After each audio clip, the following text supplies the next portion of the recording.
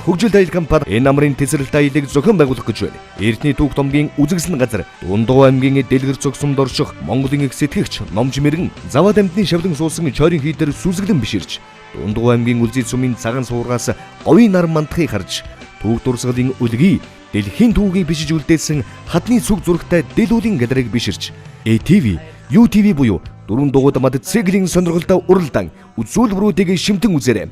Мөн налгар намрын аригны баярт оролцсон дуулж хуурдаж, дэмбэдэж, хамтлаг дуучтай хамт нэгэн үчиг дөргөө өнгөрүүлцгээе. Тав хүн хамт олон найз нөхөд гэр бүлээр аялахыг хүсвэл бидэндээ холбогдоорой. Бид танд туглаг автобус дөрвөн дугуйд мад цэглийг санал болгож байна. Бүртгэл 2018 оны 9-р сарын 17-ны хүртэл явагдана. Хүний тоо хязгаартай тул тав хүн амжиж бүртгүүлээрэй.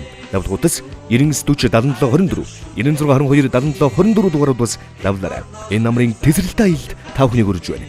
Хөгжилт аялал компани